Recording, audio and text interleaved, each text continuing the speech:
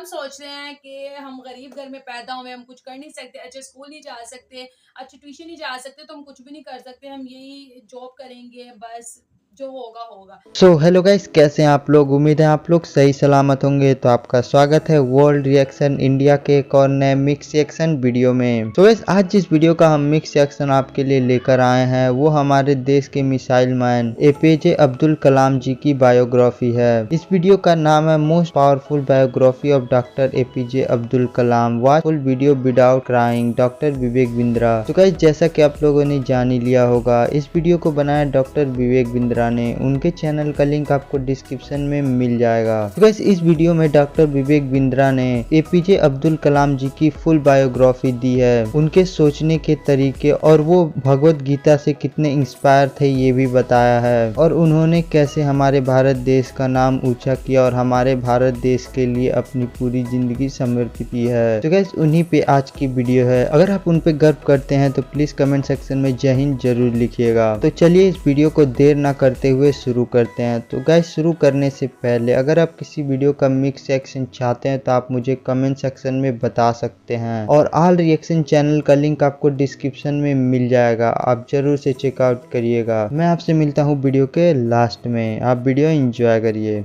सपने वो नहीं है जो नींद में आते हैं, सपने तो वो हैं जो नींद आने नहीं देते हैं। इंतजार करने वालों को उतना ही मिलता है जितना कोशिश करने वाले पीछे छोड़ के चले जाते हैं। करता रहे तू इंतजार, बन जा आलसी, कुछ नहीं मिलेगा। नमस्कार, मैं Vivek Bindra, founder and CEO बड़ा बिजनेस.com। खड़ा हो गया हूं रामेश्वरम के उस मल्लाह के बेटे, उस मल्लाह के बेटे जिसके एक कान में गीता के श्लोक गूंजते थे और दूसरे कान में डार्विन के सिद्धांत।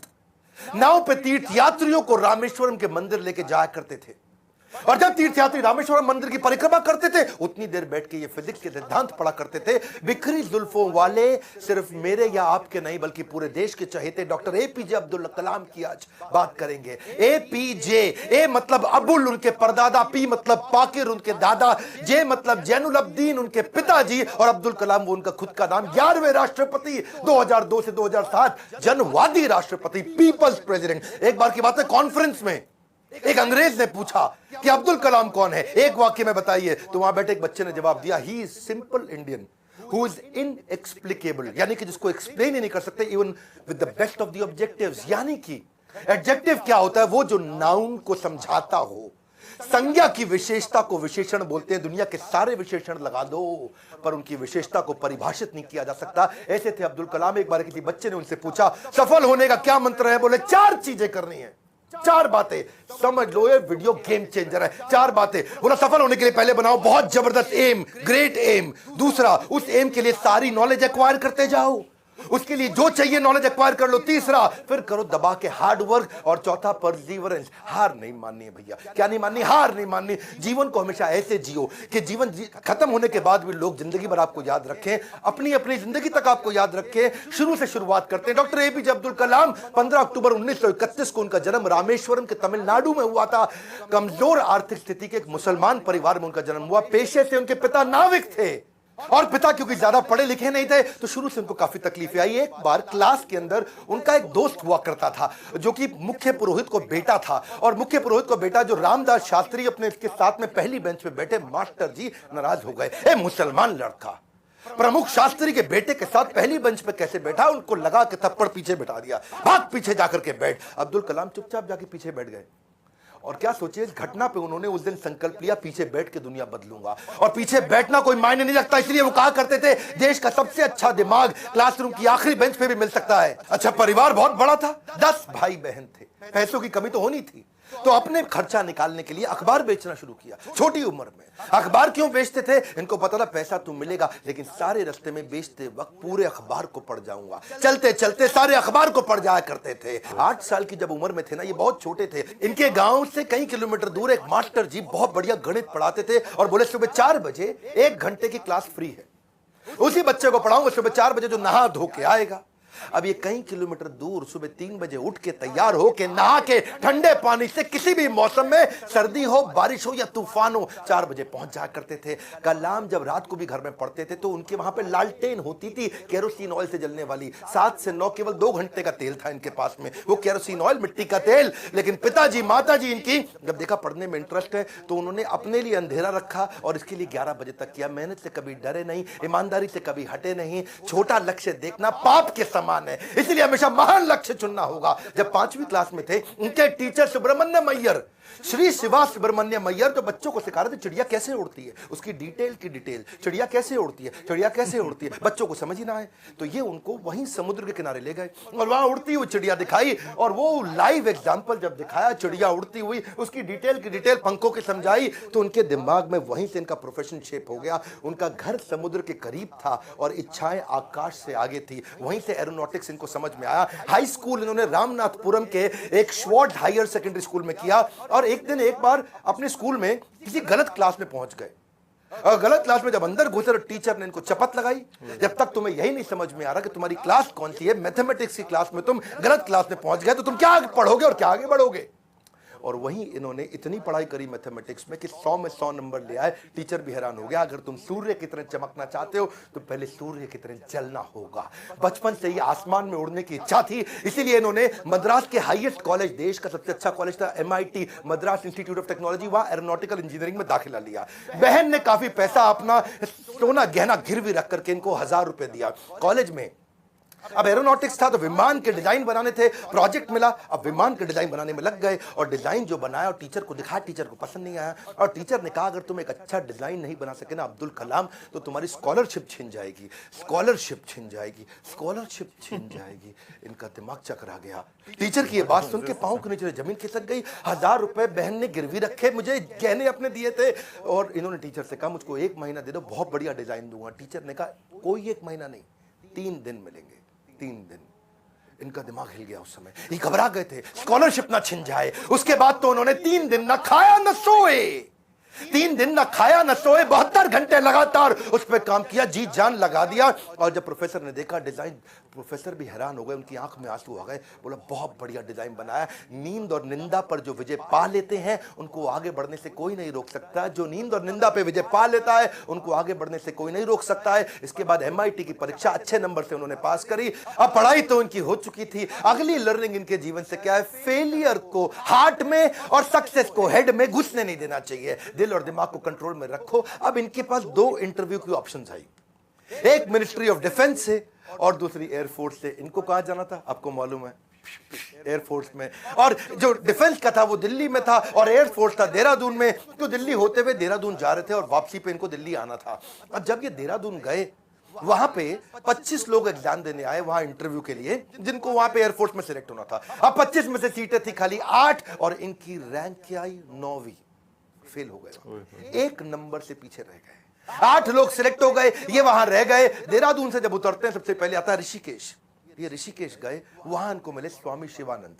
स्वामी शिवानंद तो बहुत पॉपुलर है, आज भी ऋषिकेश में उनके कई मठ हैं। तो इन्होंने शिवानंद के जाकर के अपनी तकलीफ बताई। उन्होंने इनको गीता पढ़ने के लिए जब बताया और इनसे कहा कि अगर ख्वाहिश आपके दिलो जान से निकले, पवित्र हो और उसमें शिद्दत हो तो कमाल की एक अजीब सी ताकत होती है उसके अंदर। इसीलिए जो तुमने सोचा है वो होगा, तुम विश्वास से रखो। ये गीता का लर्निंग था। यम यम तम तम, जैसा जैसा वैसा वैसा। यम यम वापी स्मरण भावम, जहां तुम्हारा स्मरण और भाव होगा तुम वैसे पक्का बन जाओगे। कलाम उसके बाद जब दिल्ली लौट के आए अपने गुरु से मिलने के बाद, तो वो मिनिस्ट्री ऑफ डिफेंस की नौकरी बची थी DRDO की। किसको पता था वही DRDO इनकी देश को आगे बढ़ाने में सबसे कारगर होगा। ये वहां प्रमोट हुए और किनके साथ, डॉक्टर विक्रम साराभाई की टीम में आ गए। आप चाहते हैं डॉक्टर विक्रम साराभाई पे भी हम वीडियो बनाएं। ये पेट्रियोटिक थे, ऑपर्चुनिस्टिक नहीं थे। अब्दुल कलाम विशेष व्यक्ति थे। 1963 में विक्रम साराभाई की टीम से इनको सिलेक्ट किया गया कि इनको नासा भेजो भैया ट्रेनिंग के लिए। ये 6 महीने की ट्रेनिंग के लिए नासा गए। नासा समझो भैया, नासा अमेरिका सबसे बड़ी संस्था जिसमें आगे बढ़ना चाहते थे। नासा इनको देख के चौंक गया, बोला यार लड़का बहुत जबरदस्त है। और इनको क्या बोला, भाई तू बहुत चैंपियन है, मेरी बात सुन, तुझको दे रहे अमेरिकन सिटीजनशिप, यहीं रह जा। तनख्वाह देंगे इंडिया के 5 गुना ज्यादा, अमेरिकन सिटीजनशिप, यहीं किसी गोरी से शादी कर, ओए होए जिंदगी में आराम ही आराम। अपनी ऑटोबायोग्राफी आत्मकथा में इन्होंने बताया कि एक बार के लिए इनके मन में भी विचार आया कि क्या मैं यहां रुकूं या नहीं रुकूं। वो बहुत चुनाव करना कठिन था कि आदर्शों की ओर चला जाए या माला माल होने के अवसर को गले लगाया जाए, या पैसों और करियर के लिए इन्होंने सोचा विदेश नहीं जाएंगे, देश सेवा के इस अवसर को नहीं गंवाएंगे। लौट के देश आ गए। डिफिकल्टीज हमेशा आपकी सफलता के रास्ते में आएंगी। अगली कहानी काफी डिफिकल्टीज आई जब इन्होंने शुरुआती टीम साइंटिस्ट की इसरो में ज्वाइन करी। वो क्या कहते हैं, देखो लर्निंग समझना, इन्होंने हमेशा डिफरेंशिएट किया। रियल प्रॉब्लम अलग है, इनकन्वीनियंस अलग है। प्रॉब्लम और इनकन्वीनियंस अलग अलग चीजें होती हैं। अगर आपके घर में भैया आग लग जाए, घर में आग लग गई, धू धू के घर जल रहा है, और उसी वक्त आपकी गर्दन भी टूट जाए, हाथ भी टूट जाए, पांव भी टूट जाए, उसको बोलते हैं आप मुसीबत में हैं। बाकी सब कुछ केवल सामान्य असुविधाएं होती हैं। इनके जीवन में इन्होंने असुविधा पे ध्यान नहीं दिया, रियल प्रॉब्लम्स पे ध्यान दिया। असुविधा बहुत आई क्योंकि ये शुरुआती टीम में इसरो की ज्वाइन किए थे। जिंदगी में जितनी बड़ी मुश्किलें होंगी और उन पर अगर आपने काबू पा लिया तो उतना ही बड़ा आपका नाम भी होगा। जब इन्होंने ज्वाइन किया वहां शुरुआती दिनों में तो सेंट मैरीज चर्च था, कुछ नहीं दिया गया, कोई इन्वेस्टमेंट नहीं थी वहां पे। सेंट मैरीज चर्च को इन्होंने अपना ऑफिस बनाना पड़ा इनको। वहां सारे साइंटिस्ट इंजीनियर जो नासा से ट्रेन होकर आए थे वो चर्च में बैठ के ऑफिस में बैठे, और बीच पे उन्होंने समुद्र के किनारे अपना रॉकेट का लॉन्च पैड बनाया, और जो अस्तबल होता है या बल्कि कैटल शेड जो गौशाला होती है वहां की लेबोरेटरी बन गई। बिशप जो चर्च के फादर थे उनके घर को इन्होंने अपना वर्कशॉप बनाया। साइकिल पे और बुल्लक कार्ट समझते हैं, बैलगाड़ी है जी, धीरे धीरे चक्का चलता है, या खुद ही साइकिल पे रॉकेट रख रख के ले जा रहे थे। रॉकेट के छोटे छोटे पार्ट, सैटेलाइट, आज भी फोटोग्राफ्स हैं। सारी डिफिकल्टीज के बीच में इन्होंने पहला साउंडिंग रॉकेट 1963 में लॉन्च किया था। ये इतना मशगूल हो गए भैया काम में, इतना मशगूल हो गए, इनकी सगाई फिक्स हो गई थी।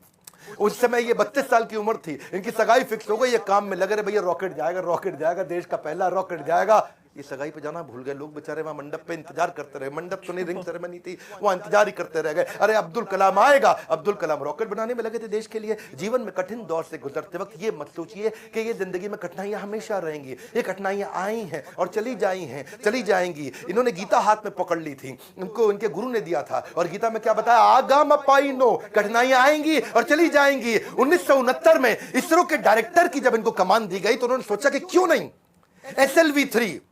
SLV3 क्या होता है, ये एक होता है सैटेलाइट लॉन्च व्हीकल, यानी कि कभी सैटेलाइट को भेजते हैं तो उसका एक लॉन्च व्हीकल चाहिए होता है। एक होती है गोली ठा और एक होती है गोली के लिए बंदूक जिससे गोली निकलती है, तो एक लॉन्च व्हीकल होता है जिससे सैटेलाइट को भेजते हैं और जो अपने ऑर्बिट में जाके सेट होता है। तो जब इनके पास पैसा नहीं था वहां पे, इन्होंने क्या कहा कि भैया SLV3 के लिए काम करूंगा और PSLV के लिए काम करूंगा। SLV3 में 1 रुपया लगेगा, PSLV में 1 रुपया लगेगा, तो दोनों मिला के 2 रुपया लग जाएगा। तो ऐसा करते दोनों को एक साथ करने का जुगाड़ करता हूं, 1 रुपये 20 पैसे में कर दूंगा, 80 पैसा बच जाएगा। तो थोड़े कम खर्चे के अंदर दोनों प्रोजेक्ट पूरे कर दिए। इसके लिए उन्होंने सरकार से फंड मांगा, इंदिरा गांधी ने बोला फंड नहीं है, पब्लिकली मना कर दिया, प्राइवेटली थोड़ा सा फंड इनको दिया, और थोड़ा सा फंड मिलने के बाद ये जी जान से अपने प्रोजेक्ट में लग गए। अब अब्दुल कलाम है भैया, 18 घंटे रोज काम करते थे, साल के 365 दिन, लीप ईयर में 366 दिन भी काम करते थे। 1969 से 1989 तक 10 साल इन्होंने अपना जी जान से मेहनत किया। केवल 2 बार छुट्टी ली, एक बार पिता के देहांत पे, एक बार माता के देहांत पे। बाकी दिन कोई सैटरडे संडे नहीं, 15 अगस्त 26 जनवरी नहीं। 10 साल के कठिन परिश्रम के बावजूद 1979 में इनका SLV3 satellite launch vehicle fail हो गया, और जब फेल हुआ तो ये बहुत घबरा गए, क्योंकि उस समय ये इसके ऊपर पूरा देश देख रहा था इनको, पूरी दुनिया की मीडिया देख रही थी इनको, हताश हो चुके थे। और उस परिस्थिति में इनके जो प्रोफेसर सतीश धवन जो चेयरमैन थे उन्होंने इनको बुलाया कि आओ अब्दुल कलाम, चलो मीडिया इंतजार कर रही है, वहां जाके बात करना होगा। कलाम घबराए हुए थे, अब सब कुछ मेरे ऊपर आ जाएगा, क्योंकि ये मिशन डायरेक्टर प्रोजेक्ट डायरेक्टर थे।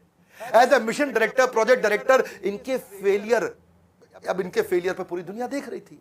और जब सतीश धवन ने इनको बुलाया तो ये और घबरा गए, अब मीडिया को क्या जवाब दूंगा। मीडिया ने कहा करोड़ों रुपया तुमने देश का लगा के बर्बाद कर दिया, तुम्हारे को क्या अधिकार था। और वहीं प्रोफेसर सतीश धवन ने माइक ले लिया, और माइक लेकर के क्या बोला, ये टीम बहुत जबरदस्त है, पहली बार किया है, फेल हुए हैं, 1 साल के अंदर यही टीम दोबारा इसी SLV3 को लॉन्च करेगी। और दुगनी ऊर्जा भर दी टीम के अंदर। सारे फेलियर को, अब्दुल कलाम के फेलियर को उन्होंने अपने ऊपर ले लिया। ये देख करके अब्दुल कलाम हैरान हो गए।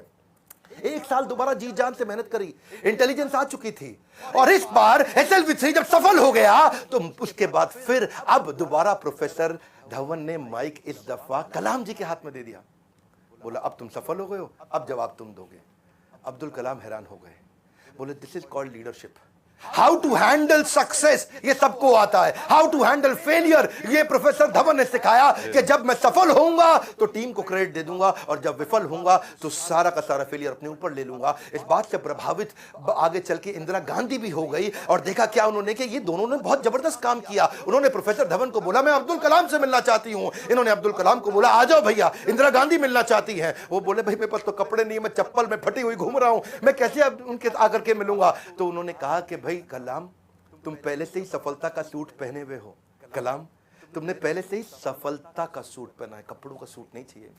और उन्होंने जाकर के वहां जब इंदिरा गांधी से मिले बड़ी प्रभावित थी। उन्होंने कहा कि अब तुम्हारे को डिफेंस में और काम करना पड़ेगा। इस समय चाइना भी, पाकिस्तानी भी, आजू बाजू सब लोग मिसाइल की तैयारियां कर रहे हैं, तुम मिसाइल बनाओ हमारे देश के लिए। और उसी समय अटल बिहारी वाजपेयी से भी उनकी पहली मुलाकात हुई। अटल से जब उन्होंने हाथ मिलाने के लिए आगे बढ़ा तो अटल इनसे हाथ नहीं मिलाए, अटल बिहारी जी इनको गले लगा लिए।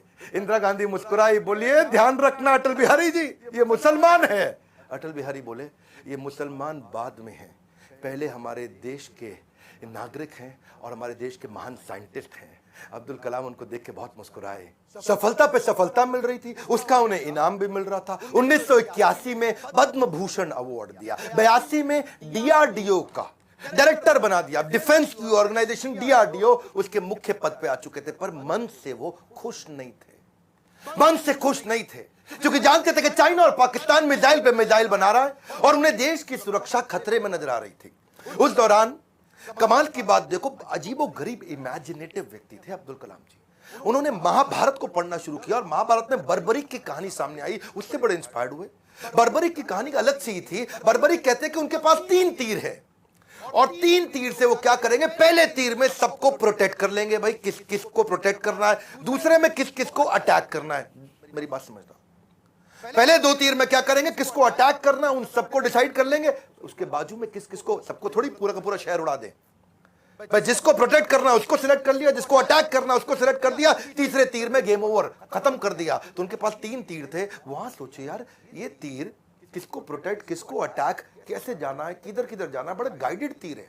वहां से उन्होंने इंटीग्रेटेड गाइडेड मिसाइल प्रोग्राम तैयार किया कि क्यों नहीं कोई ऐसी मिसाइल बना दे कि आदमी लेफ्ट भागे तो मिसाइल लेफ्ट चली जाए, आदमी राइट भागे तो मिसाइल राइट चली जाए, और जिस टैंक को उड़ाना वो टैंक आगे निकल गया तो मिसाइल आगे चली जाए। गाइडेड मिसाइल कैसे बनाए, बर्बरीक के उनको इस प्रसंग से इमेजिनेटिव थे। एक इंटरव्यू में बोले कि भगवान कृष्ण के सुदर्शन चक्र से सीखने को मिला।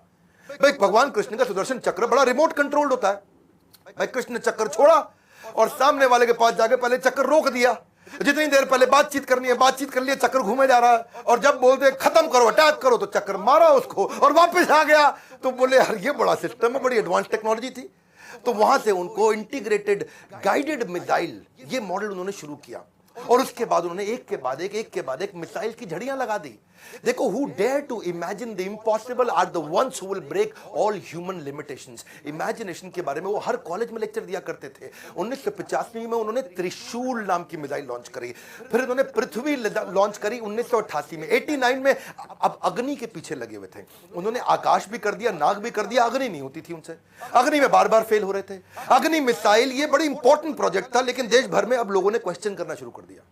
लोग अपने अपने हिसाब से इसका अलग अलग मतलब निकाल रहे थे, भाई क्यों फेल हो रहे हैं। अमूल ने तो वहां पे एक एड लगा दी और अमूल कहता है जी अग्नि मिसाइल के अंदर तुम्हारा पेट्रोल कम पड़ जाता तो अमूल का बटर डाल लो। लोगों ने मजाक बनाना शुरू कर दिया और बार बार लोगों के सवालों के कारण ये बहुत सीरियस थे। और उसी 89 के एंड आने से पहले पहले इन्होंने अग्नि को भी सफल बना दिया। बार बार असफल होने पर भी उत्साह न खोना ही सबसे बड़ी सफलता है। बाकी सारे शक्तिशाली देशों को वो देख रहे थे, वो मिसाइल लॉन्च कर रहे थे, दूसरे महाद्वीप पे कैसे अटैक कर सके, इंडिया से मिसाइल छोड़े यूरोप तक पहुंच सके, अमेरिका तक पहुंच सके, दूसरे महाद्वीप तक पहुंच सके। सब लोगों ने बड़ी तैयारी करी। इन्होंने 89 में अग्नि को जब लॉन्च किया तो रशिया, यूएस, चाइना, फ्रांस और यूके के बाद भारत 6ठा देश था जिसने इतने पावरफुल मिसाइल्स बनाए। मेरी बात समझिए, दुनिया भर के 250 देशों को पीछे करके अब्दुल कलाम थे जिन्होंने भारत को 6ठे रैंक पर लाके खड़ा किया। ये कहते थे मिसाइल यूज नहीं करना है, लेकिन विराट रूप तो दिखाना है ना अपना। 10वें अध्याय के बाद जब भगवान कृष्ण ने देखा कि अर्जुन उबासी ले रहा, अर्जुन सीरियस नहीं ले रहा, तो मैं विराट रूप दिखाऊं। और जब कृष्ण ने विराट रूप दिखाया, कृष्ण ने मारा नहीं, किसी को विराट रूप दिखाया, अर्जुन एकदम लाइन पे आ गया, बात समझ आ गई बात। इसीलिए कभी कभार बाजू का पाकिस्तान चाइना जब आंख दिखाए तो विराट रूप दिखा, थोड़ी मिसाइल छोड़ देंगे, विराट रूप दिखा दो, अपने आप लाइन पे आ, समझ आ गया, वापस आ जाओ, सॉरी। तो ऐसा अब्दुल कलाम जी ने स्ट्रॉन्ग बनाया। उनकी मेहनत 1993 में और रंग लाई जब PSLV को भी उन्होंने सफल कर दिया। आज वही कलाम जी की देन है कि PSLV से हमने 10 रुपए किलोमीटर के कम खर्च पे भी मंगल तक सफर पूरा कर लिया जी। 2014 में हॉलीवुड की मूवी में जितना खर्चा था उससे कम के अंदर तो हमने मंगल का सफर कर लिया। 2017 में ये अब्दुल कलाम जी थे जिनके चलते 104 सैटेलाइट एक रॉकेट से लॉन्च किए। दुनिया में सबसे सस्ता अफोर्डेबल प्रोग्राम ये अब्दुल कलाम जी की देन थी। 1979 में वही कलाम थे, वही भारत था, कोई देश मदद नहीं कर रहा था, ये 1979 था। और आज 2017 में ये कलाम जी की देन है जब दुनिया भर के देश इंडिया के पास आए, भाई हमारा भेज दो यार, अपने रॉकेट में हमारा भी भेज दो। हमने यूएस की मदद करी, नीदरलैंड की करी, स्विट्जरलैंड की करी, इजराइल की करी, कजाकिस्तान की करी, यूएई की करी, और हमारे 100 मिलाकर के 104 सैटेलाइट एक साथ भेजे थे। ये अब्दुल कलाम जी की देन है। अच्छा वापस चलते हैं 93 के PSLV जब उन्होंने इसको सफल बनाया, उसी समय न्यूक्लियर पावर की बातचीत दुनिया भर में बहुत हो रही थी। इन्होंने देखा कि भाई अमेरिका धमकियां भी बहुत दे रहा था। अब बात यह है कि धमकियों से डरना पुरुषार्थ से बेईमानी है, और जो देश के लिए कुछ भी कर गुजरे वही सच्चा हिंदुस्तानी है। कलाम जी सच्चे हिंदुस्तानी थे। उन्होंने 3 तरकीबें अपनाई। पहली, जितने भी अपने साइंटिस्ट हैं उनको आर्मी की वर्दी में डाल दो, सैटेलाइट को समझ ही ना आए कि भाई ये तो नॉर्मल आर्मी घूम रही है, ये कोई साइंटिस्ट थोड़ी है, ये तो नॉर्मल आर्मी है। पहला। दूसरा, जब भी ये कोई काम करेंगे उसी समय के बीच में करेंगे जब एक सैटेलाइट जाएगा और दूसरा आने वाला, उसके बीच में कर लेंगे। एक आएगा एक जाएगा, उसके बीच में कर लेंगे, एक आएगा एक जाएगा, उसके बीच में कर लेंगे। तो ये उतने टाइम में तैयारी करते थे। और तीसरा, काम खत्म होने के बाद जमीन को एकदम साफ सुथरा से सेट करते थे। जब सैटेलाइट आएगा पता ही नहीं चलता कुछ हुआ यहाँ पे, ओए आर्मी वाले आराम से घूम रहे हैं। अमेरिका को पता नहीं लगने दिया। 1992 से 97 लगातार उन्होंने काफी काम किए। आसपास के गांव और अन्य लोगों को कभी नहीं पता चला कि यहाँ हुआ क्या है, और यही मेहनत उनकी रंग लाई। 1998 में भारत ने ऑपरेशन शक्ति के नाम से परमाणु परीक्षण कर दिया, चुपचाप कर दिया। आज इन्हीं प्रयासों से भारत परमाणु समृद्ध बन पाया है। 5 देश थे उस समय में, फ्रांस था, यूएस था, रशिया, यूके और चाइना। ये 5 देश थे। हमें किसी से दिक्कत नहीं थी, हमें चाइना से दिक्कत थी, क्योंकि चाइना चुपचाप उस समय पाकिस्तान को भी परमाणु शक्ति दे रहा था। वो तो आपको पता ही है जी, है वो तो उसका नाजायज, मैं जरा नहीं बोलूंगा। तो उसके चक्कर में, पाकिस्तान और चाइना के चक्कर में यहां इंडिया ने काम पूरा कर दिया। उनके लगातार प्रयासों के चलते 1997 के अंदर उनको भारत रत्न दिया गया। 41 साल तक उन्होंने भारत की सेवा करी। 1999 में वो रिटायर हुए। उन दिनों वाजपेयी जी एक्शन में चल रहे थे इधर, यहाँ ये रिटायर हुए, वाजपेयी जी एक्शन में। उन्होंने फोन मिला दिया, ओ हाँ भी कलाम जी बात सुनो यार, अपना मंत्रिमंडल हम बना रहे हैं, तुम्हारे को हम मिनिस्ट्री देना चाहते हैं, आ जाओ यार, तुम बुद्धिमान आदमी हो। विजनरी लीडर थे वाजपेयी जी, अपने आप में विजनरी थे। बोले अब्दुल कलाम को लूंगा तो बहुत अच्छा रहेगा, माइनॉरिटी भी हमारे साथ जुड़ेगी, बुद्धिमत्ता भी मिलेगी, इंटेलिजेंस भी बिल्ड होगा। अब्दुल कलाम जी को कन्विंस करने में लगे। कलाम जी बोले 1 दिन बाद बताऊंगा जी। 1 दिन बाद कलाम जी ने फोन कर दिया कि जी मैं अस्वीकार करना चाहता हूं, और मिल करके फिर जाके बोला कि मुझको एक नई पीढ़ी तैयार करनी है जो भारत को विश्व गुरु बना सके। एक नई पीढ़ी तैयार करने के लिए मैं कॉलेजेस में पढ़ाना चाहता हूं। अपनी टीचिंग के प्रोफेशन के लिए अन्नामलाई यूनिवर्सिटी तमिलनाडु साउथ वापस चले गए। अगली बार यहां तो सब ठीक हो गया। अब जब राष्ट्रपति बनने का समय आया 2002 में, कई लोगों का नाम आया, बहुत सी चीजें आगे पीछे हुई, और उन्हीं दिनों जब वो नाम आया तो फिर से यहां घंटी बजती रही इनके ऑफिस के अंदर, कलाम जी के। और जब ऑफिस में घंटी बजती रही, किसी को नहीं पता चला, तो किसी ने, इनके वाइस चांसलर ने इनके यूनिवर्सिटी में जाके भाग के कलाम जी को बोला, अरे कलाम जी आपके यहाँ प्रधानमंत्री जी का फोन आ रहा है बार बार। कलाम जी गए, उन्होंने फोन उठाया, तो नमस्कार, बातचीत शुरू हुई। तो वाजपेयी जी ने कहा, देखिए एक रिक्वेस्ट करूंगा, अब मना नहीं करना, पिछली बार आपने मना किया था, अब नहीं करना। तो कलाम जी ने पूछा, कहिए क्या रिक्वेस्ट है।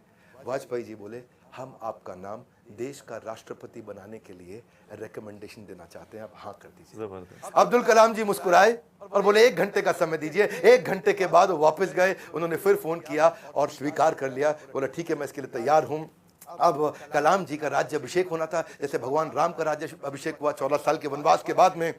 और भगवान राम जब वापस आए और उनका अभिषेक, तो अभिषेक के समय पर उनके भाई ने उनसे पूछा कि आप किस किस को राज्याभिषेक में बुलाना चाहते हैं। तो भगवान ने बोला 14 साल में था नहीं, मेरे यहाँ कोई दोस्त है नहीं, और जो हमारे दोस्त थे उन सबको आप जानते ही हैं, आपने सबको इन्वाइट कर ही लिया होगा। और इतने में भगवान राम ने कहा हाँ, पर इस वनवास के दौरान मेरा एक दोस्त बना था।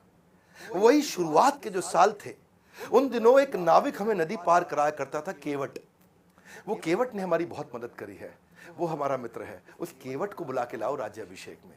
और केवट को लाके सबसे आगे भगवान राम के उस राज्याभिषेक में बुलाया गया था। ठीक उसी प्रकार जब अब्दुल कलाम जी से पूछा गया कि अब आपका भी राज्याभिषेक हो रहा है, you're going to become president of India, और कलाम जी ने कहा आपने जिस जिसको बुलाना था सबको बुला लिया है। मेरे 2 ही मित्र हैं। जब मैं साउथ में रहा करता था तो उस समय एक मोची जो मेरे जूते बांधने में फटे जूते होते थे, उसने मेरी बहुत मदद करी, वो मेरा मित्र है, उसको बुला लीजिए। और एक ढाबे वाला जिसने उनको खाना खिलाया और कभी कभी 2 रोटी एक्स्ट्रा भी खिलाई, बोला उनको दोनों को जरूर बुला लीजिए। विनम्रता के उदाहरण खत्म थोड़ी होंगे। आमतौर पर जब व्यक्ति बड़ा होता है या राष्ट्रपति बन जाता है तो कहीं कहीं ट्रक लेकर के राष्ट्रपति भवन जाता है और कहीं मल्टीप्लाइड एक्स्ट्रा ट्रक लेकर के बाहर निकलता है। पर अब्दुल कलाम जी केवल एक मात्र ऐसे राष्ट्रपति थे जो 2 सूटकेस से भवन में गए थे और निकलते वक्त 2 ही सूटकेस लेकर के भवन से वापस आए थे। उनकी कुल संपत्ति में क्या था? कुछ नहीं था। एक रामेश्वर में उनका पैतृक घर जो उनके पिता ने बनाया था, 2500 उनकी किताबें, एक वीणा जिसको बजाने में उनको बड़ा आनंद आया करता था, वीणा बहुत बजाते थे, एक उनकी कलाई की घड़ी, एक सीडी प्लेयर जिसमें वो भजन सुना करते थे, एक लैपटॉप था, 6 कमीजें जिनमें 3 तो डीआरडीओ की दी थी, 3 उनकी खुद की थी, 4 पेंट थी टोटल जो 2 डीआरडीओ की दी थी, 2 उनकी खुद की थी, 3 सूट थे और 1 जोड़ी जूता। हाँ, लेकिन उनके पास खास बात क्या थी? 40 डॉक्टरेट थी। खुद पीएचडी की पढ़ाई कभी नहीं करी, कोई मेडिकल पीएचडी की पढ़ाई नहीं करी, पर जिस यूनिवर्सिटी जाते थे लोग उन्हें डॉक्टरेट देते थे। लॉ, इंजीनियरिंग, साइंस, कितनी तरह की doctorate, Padma Bhushan, Padma Vibhushan, Bharat Ratna, Veer Savarkar award, Ramanujan award, कई प्रकार के इनको अवार्ड मिले। उनकी एक खास बात मैं जरूर बताना चाहूंगा, हालांकि वो मुसलमान थे लेकिन वेजिटेरियन थे। उनका बड़ा प्रेम था। एनिमल्स आर एंजल्स विद फर। पक्षी जगत पर्यावरण का सूचक होता है। कलाम जी क्या कहते थे? वो पर्यावरण का सूचक है, और अगर वो मुसीबत में है तो समझ लेना कि अब हमारे भी बुरे दिन दूर नहीं है। एक बार उनको जो डीआरडीओ की उनकी दीवार हुआ करती थी ना बाउंड्री की, तो उनको बोला गया सिक्योरिटी के लिए कांच वांच लगा दो। बोला बिल्कुल नहीं, ये बर्ड्स के लिए बड़ा हार्मफुल हो सकता है। उन्होंने मना कर दिया। और जिस समय वो प्रेसिडेंट बने थे, बाद में जब वो राष्ट्रपति भवन के अंदर मुगल गार्डन में जब वॉक किया करते थे ना, तो वो एक मोर को देखा जो ना मुंह खोल पा रहा ना बंद कर पा रहा है। स्पेशली उन्होंने वेटनरी डॉक्टर को बुला के देखा तो देखा मोर के गले में ट्यूमर है, ना मुंह खोल पा रहा है ना मोर मुंह बंद कर पा रहा है। उन्होंने इसका इलाज कराया। एक लीडर की महानता का इसी बात से पता चलता है कि वो किन लोगों की मदद कर रहा है जो बदले में उन्हें कुछ नहीं दे सकते। जब कोई लीडर ऐसे लोगों की मदद करता है जो बदले में कुछ नहीं दे सकता, वही एक महान लीडर की निशानी है। अच्छा, अब्दुल कलाम जी की एक बात मेरे दिल को छू गई। वो परिवारवाद नहीं राष्ट्रवाद में बिलीव किया करते थे। जब वो राष्ट्रपति भवन में थे, See, he's a man of principle and therefore is always respected everywhere. उनके क्योंकि जो भाई थे ना, उनको बहुत प्रेम करते थे, बहुत प्रेम करते थे अपने भाई से, बचपन से ही प्रेम था। और उनके अपने सगे भाई का पोता दिल्ली के अंदर मुनीरका में किराए के कमरे पर रहा करता था। 2006 में जब कलाम ने एक दफा सारे परिवार को इनवाइट किया, क्योंकि उनका कोई परिवार वहां रहता नहीं था, वो राष्ट्रपति भवन में अकेले रहते थे। और जब एक बार उन्होंने सारे परिवार को बुलाया राष्ट्रपति भवन में, तो वो लोग 8 दिन तक रहे। और सारे परिवार, क्योंकि 10 भाई बहन थे ना, तो 52 लोग आए। और कलाम जी ने देखा बहुत खर्चा हो रहा है, तो उन्होंने चाय की प्याली तक का हिसाब रखना शुरू किया। सब लोगों को उन्होंने अजमेर शरीफ प्राइवेट बस करके भेजा, उसका भी हिसाब रखना शुरू किया। उन्होंने अपने अकाउंटेंट से सारा हिसाब बनवाया और बोला कि ये कितना बना, तो देखा 3,52,000 रुपए का चेक उन्होंने अपनी तनख्वाह से काट के दिया। और क्या कहा कि राष्ट्रपति भवन की जिम्मेदारी केवल राष्ट्रपति की होती है, पूरे परिवार की नहीं होती है। अब्दुल कलाम जी इतने विनम्र व्यक्ति थे। विनम्रता ताज के बिना राजसी गौरव है, वो ऐसी चीज है। महान व्यक्ति की महानता ही उसकी नम्रता है। डॉक्टर कलाम को एक बार IIT BHU के अंदर चीफ गेस्ट के रूप में इनवाइट किया गया, और जब वहां पे आए तो वहां पे 7 कुर्सियां थी। बीच वाली कुर्सी थोड़ी ऊंची थी, और जो बीच वाली कुर्सी ऊंची क्योंकि वो राष्ट्रपति थे, उनको बैठना था। उन्होंने बोला ना ना ना, कुर्सी हटाओ, बराबर की कुर्सी लगाओ। तो बोले नहीं सर, ये स्पेशल कुर्सी है हमारे चीफ गेस्ट के लिए। तो वो समझ गए कि चीफ गेस्ट कौन होते हैं भैया, जो एजुकेशन में महागुरु है वही है। तो उन्होंने वाइस चांसलर को बोला, आप आइए बैठिए। वाइस चांसलर घबरा गए, बोला राष्ट्रपति आप हैं, you are the first person of our country, आप बैठेंगे। बोला बिल्कुल नहीं। फिर उन्होंने अपनी कुर्सी हटवाई, बराबर की कुर्सी पे बैठे। कलाम जी ऐसे थे, ईमानदारी एक जादुई गुण है। यदि आपका हृदय ईमान से भरा है तो शत्रु का पूरा संसार आपके साथ खड़ा है। कहते हैं कि कोई भी पैतृक संपत्ति, माता पिता की दी हुई कोई भी पैतृक संपत्ति ईमानदारी के बराबर आपको अमीर नहीं बना सकती। सबसे ज्यादा अमीर व्यक्ति वही जो ईमानदार है पूरा संसार आपके साथ खड़ा है। कलाम साहब तो एवर यूथफुल थे। 70 साल की उम्र में youth icon of the year का अवार्ड उनको मिला। हमेशा जीवन में भगवत गीता और कुरान दोनों साथ में रखते थे। 83 वर्ष की उम्र में उन्होंने रिटायर नहीं किया, रिट्राई किया। He was not tired, he was inspired, he was not tired up, he was fired up। आंखों में रोशनी तो उनकी कम हो रही थी, पर युवाओं के भविष्य को रोशन करने में लगे थे। उनके शरीर के पांव के कदमों की गति कम हो गई थी, पर देश की समृद्धि की गति को बढ़ाने में लगे हुए थे। एक असाधारण, एक अनोखा, अस्वाभाविक, अलौकिक व्यक्तित्व के 2015 में हमेशा के लिए हमको अलविदा करके चले गए। और कहां गए? उसी IIM शिलोंग के अंदर आखिरी लेक्चर देते वक्त जैसे क्षत्रिय अपने युद्ध के मैदान में लड़ाई करते हुए वीर गति को प्राप्त करता है, ऐसे ही IIM शिलोंग के अंदर लेक्चर देने के बाद तुरंत वही लेक्चर देते वक्त जो कल था वो आज नहीं है, जो आज है वो कल नहीं होगा, वैसे ही इस ब्रह्मांड में दूसरा कोई कलाम नहीं होगा। स्विट्जरलैंड जैसा देश जो साइंटिफिक रिसर्च के मामले में 8वें पायदान पे आता दुनिया में, और जब वो 26 मई कलाम स्वयं जब उनके देश गए थे तो वही स्विट्जरलैंड उसको साइंस डे के रूप में मनाता है। UN उनके जन्मदिन को UNO कहता है कि इसको हम वर्ल्ड स्टूडेंट डे के रूप में मनाते हैं। बन जाती है परिभाषा भारत के सम्मान की जब जब बात होती है श्री APJ अब्दुल कलाम की। दिल को छू गई है। बहुत ही अच्छी है उनकी जिंदगी पे जो कहानी है। कहानी नहीं, रियलिटी है। मतलब जो भी उन्होंने अपनी जिंदगी में बचपन से लेके जो अब मतलब मुझे ये नहीं था पता कि वो लेक्चर देते देते बाद में उनकी ऐसे देहांत हो गया था। मुझे इस चीज़ का बिल्कुल आइडिया नहीं था, तो ये पता मुझे अभी चला है। तो सच्ची में बहुत ज़्यादा मुझे गर्व फील हो रहा है इनके ऊपर कि कितने महान इंसान थे ये। इन्होंने इतनी ज़्यादा मेहनत की है अपनी लाइफ में। अगर वाकई में इनके नक्शे कदम पे जैसे वो बोल रहे हैं वैसे करो तो इंसान कामयाब हो सकता है। तो बहुत ही इंस्पायर किया। हाँ, बहुत ही अच्छा है। इन्होंने अपने मुल्क के लिए बहुत कुछ किया, इतनी ज़्यादा पढ़ाई की और अपने मुल्क को साइंटिस्ट एटमी ताकत बनाया अपने मुल्क के लिए, जो सबसे बड़ी बात है आज के दौर में, क्योंकि जो मुल्क का एटमी ताकत नहीं है आपको पता कि वो तो दुनिया में गिना ही नहीं जाता। कोई ऐसा शख्स के जिसकी जिंदगी का मकसद ही यही हो कि मैंने जो है वो बस कामयाबी हासिल करनी है, अपने देश के लिए कुछ करना है, और एक दिमाग में एक जुनून आ जाए कि बस मैंने कुछ करना है, कुछ करके दिखाना है। तो जितनी भी मुश्किलें आए, जितनी भी तकलीफ़ें आए, कुछ भी हो जाए, दिन हो रात हो, कोई मायने नहीं रखता है। मेहनत अपनी बस करनी है। वो अपनी नामुमकिन को भी मुमकिन बना के छोड़ देते हैं। बिल्कुल। अब आप ये देखें कि जब वो छोटे थे और उनको उनके स्कूल में जो एक टीचर ने कहा कि जो सुबह के 4 बजे आएगा उसको 1 घंटा फ्री क्लास होगी। अब वो फ्री क्लास क्यों? एजुकेशन का शौक था।